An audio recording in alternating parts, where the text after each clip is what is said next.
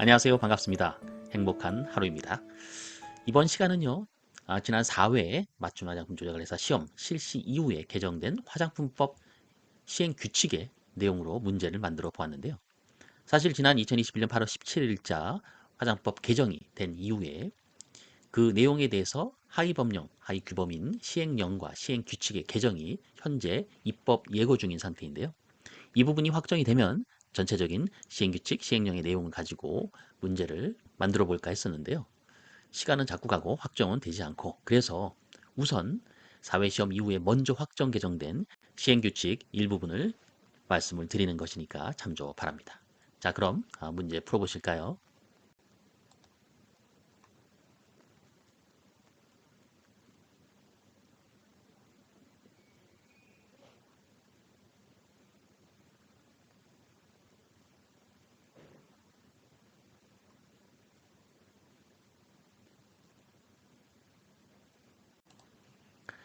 첫 번째 문제를 볼까요? 화장법 시행규칙 제9조 기능성 화장품의 심사에 관한 내용이죠. 기능성 화장품 심사에 따른 안전성 시험 자료에 대한 설명입니다. 기억과 니은을 적으시오.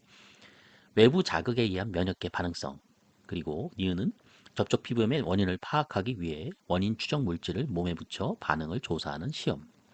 굉장히 낯선 설명입니다. 정답은요. 기억은 감작성이고요. 니은은 첩보 시험입니다. 자, 이 부분은요. 화장법 시행규칙 9월 10일자 시행일 기준으로 개정된 내용이죠. 기능성 화장품 심사 안전성에 관한 자료고요. 화장법 시행규칙 제9조에는 기능성 화장품 심사에 대한 내용 제1항에 다음과 같은 심사를 받기 위해서 제출해야 될 자료들을 설명하고 있습니다. 이 중에 안전성에 관한 자료는 다음과 같이 과목부터 과목까지 독성과 관련된 시험 자료 뿐만 아니고 1차 자극, 피부 자극 시험, 또 안전막 자극, 또 여기에 피부 감작성 시험 자료가 있었죠. 그리고 광독성에 대한 자료도 있었고요. 인체 첩보 시험 자료도 있었습니다. 하지만 개정 전에는 이 감작성이 무엇인지, 광독성이 무엇인지, 인체 첩보 시험이 무엇인지에 대한 설명이 없었죠. 이러한 어려운 용어들에 대한 이해를 돕기 위한 설명이 추가가 된 것이죠. 피부 감작성, 이 중에 감작성에 대한 정의가 나온 것이죠. 문제에서처럼 외부 자극에 의한 면역계 반응성, 감작성이다라는 뜻이고요. 광독성은 빛에 의한 독성 반응성을 말한다. 광감작성은 빛에 의한 면역계 반응성을 말한다. 인체 첩보 시험 중에 첩보 시험은 접촉 피부염의 원인을 파악하기 위해 원인 추적 물질을 몸에 붙여 반응을 조사하는 시험을 말한다라고 친절하게 설명을 해 놓고 있습니다. 자, 좀 더 보면요. 심사에 필요한 자료들, 유효성 또는 기능에 관한 자료도 있죠. 여기에 효력 시험, 인체 적용 시험이죠. 적용. 그리고 네 번째가 자외선과 관련된 자외선 차단 지수, 자외선 A 차단 등급 설명 근거 자료. 그리고 다섯 번째가 기준 및 시험 방법에 관한 자료입니다. 이때는 검체를 포함하죠. 이러한 자료를 제출을 하고 심사를 받아야 되죠. 기능성 화장품은 이렇게 심사를 받는 그런 품목이 있고요. 그리고 심사를 받지 않고 보고서를 제출하는 그러한 품목이 있습니다. 오늘은 단답형 형태의 용어로 출제될 가능성이 있는 몇 가지 내용으로 문제를 드려보았습니다. 두 번째 문제를 보겠습니다. 시행규칙 제18조 안전용기 포장 대상 품목 및 기준에 대한 부분이죠. 안전용기 포장 대상 품목 및 기준에 따라 안전용기 포장을 사용해야 하는 품목을 설명한 것입니다. 기억을 적으시오. 자, 어린이용 개별 포장당 탄화수소류 10% 이상 함유하고 운동 점도가 21cm 스톡스, 섭씨 40도 기준 이하인 기역 형태가 아닌 액체 상태의 제품이다. 정답은요, 에멀션입니다. 이 부분이 어떻게 달라졌을까요? 그전에는 어떻게 표현이 되어 있었을까요? 그전에 표현됐던 내용은 다음과 같았죠. 어린이용 오일 등 땡땡 이하인 비에멀전 타입의 액체 상태의 제품이었던 것이 현재는 에멀전 형태가 아닌으로 변경이 되었습니다. 제가 이 부분을 말씀을 드리는 이유는 안전용기 포장 대상 품목에 대한 기준, 이 부분에 대한 시험이 계속적으로 출제되는 그런 부분이기 때문입니다. 전체적인 내용을 보시면 이 부분이었죠.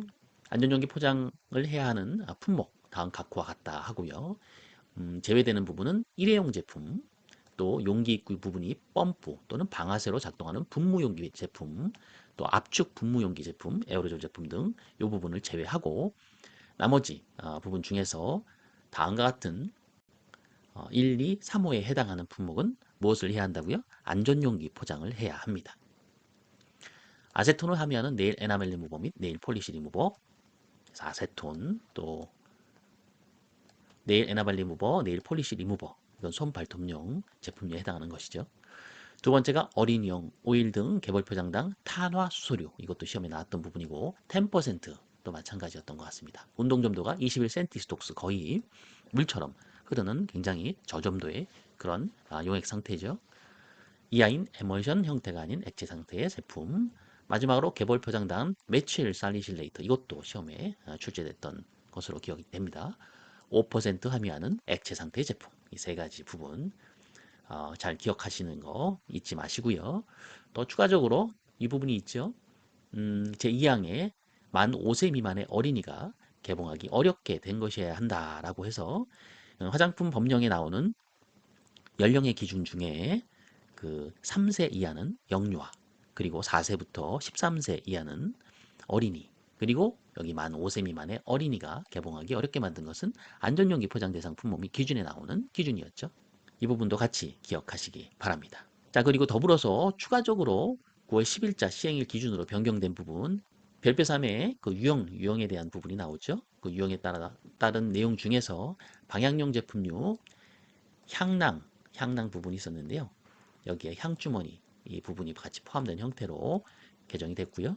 면도용 제품 중에 텔컴이라고 있었습니다. 텔컴이 뭔지 저 또한 헷갈렸었는데요. 그것을 풀어서 이해하기 쉬운 용어로 남성용 면도용 파우더, 이렇게 변경을 했다는 거 같이 숙지하시고 넘어가실게요. 이 부분은 문제로 내진 않았습니다. 세 번째 문제 보실까요? 이 부분은 시행규칙 8조의 2 맞춤형 화장품 판매업의 신고와 관련된 내용이죠. 다음 보기는 맞춤형 화장품 판매업 신고와 관련된 사항을 설명한 것입니다. 기억을 적으시오. 맞춤형 화장품 판매업자가 판매업소로 신고한 소재지 외의 장소에서 땡 계열의 범위에서 한시적으로 같은 영업을 하려는 경우에는 해당 맞춤형 화장품 판매업 신고서의 별지 제6호의 3서식에 따른 맞춤형 화장품 판매업 신고 필증 사본과 맞춤형 화장품 조제관리사 자격증 사본을 첨부해서 제출해야 한다. 몇 개월 범위일까요? 정답은 1개월입니다. 1개월의 범위에서 한시적으로 같은 영업을 하려는 경우입니다. 자, 이 부분은요. 2021년 10월 15일자 시행됐던 화장법 시행 규칙 내용입니다. 맞춤형 화장품 판매업의 신고 관련 부분인데요. 맞춤형 화장품 판매업자의 경우에는요. 반드시 지정된 판매업소에서 맞춤형 화장품을 혼합 소분해야 되는 규정이 있죠. 그런데 예를 들면 자기가 만든 맞춤형 화장품을 뭐 박람회라든지 다른 쪽에 홍보를 하기 위해서 가져갔을 경우에 그 장소에서 맞춤형 화장품을 혼합 소분하는 모습들을 보여주고 싶을 때 법률에 저촉되는 부분이 있었던 내용이죠. 그래서 그런 부분들을 규제를 완화해 주기 위해서 이렇게 한시적으로 영업하려는 조건을 달고 제한된 기간 내에 1개월이죠. 맞춤형 화장품 판매업 신고를 별도로 했을 경우에는 한시적으로 맞춤형 화장품의 영업을 허용해주는 그런 규제 완화의 일환인 것이죠. 그래서 맞춤형 화장품 판매업 신고서 내용을 보시면 영업의 기간, 한시적 영업의 경우 1개월 이내에서 날짜를 적을 수가 있도록 이렇게 신고서가 마련이 되었죠. 그리고 맞춤형 화장품 신고 필증에는 영업 기간을 적어서 한시적인 영업을 할 수 있는 그러한 부분으로 확대를 해 놓았습니다. 이번 시간은요. 화장법 시행규칙에 개정된 내용을 말씀을 드려 보았습니다. 현행 입법 예고 중인 시행규칙 시행령의 내용이 확정이 되면 다시 한번 화장법 시행규칙 편으로 찾아뵙도록 하겠습니다. 청취해 주셔서 감사합니다.